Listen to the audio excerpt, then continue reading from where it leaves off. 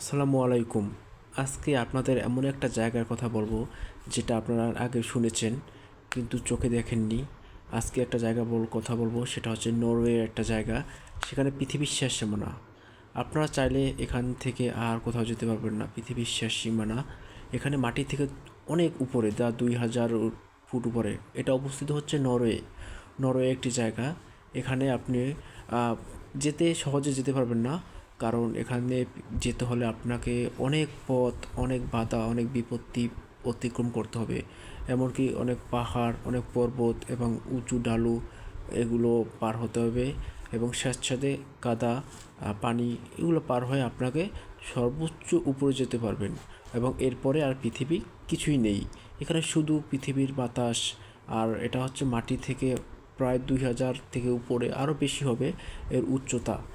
আপনি এখানে যদি যান, এখানে সম্পূর্ণ আপনার ঝুঁকিতে যাবেন। এটা সম্পূর্ণ আপনার খরচ, আপনার জীবনের ঝুঁকি, নিরাপত্তা সব আপনার ব্যক্তিগত। কারণ এখানে নরওয়ে সরকার বা কোনো ব্যক্তিগত আপনার কোনো নিরাপত্তা দিবে না। এটা আপনার সম্পূর্ণ ইচ্ছা।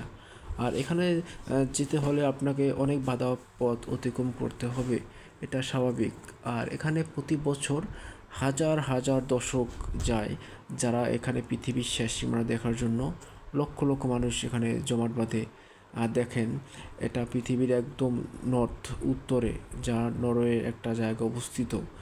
আপনার এখানে পৃথিবীর যে বাতাস, বিশুদ্ধ বাতাস, যা অনেকে আপনার নিয়ে আসে, এবং এটা খুবই বিশুদ্ধ বাতাস।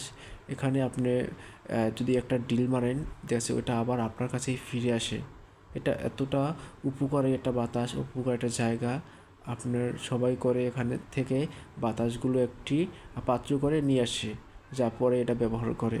অনেকেই বোতল ভরে নিয়ে আসে, আবার অনেকে পাত্র ভরে এটা আটকে এই বাতাসগুলো নিয়ে আসে। বাতাসগুলো খুবই উপকার সবার জন্য, ভালো। তাই ভালো থাকবেন সবাই। সবাই আমার ভিডিওটি দেখবেন, আর ভালো লাগলে অবশ্যই সাবস্ক্রাইব দেবেন। ধন্যবাদ। আসসালামু আলাইকুম।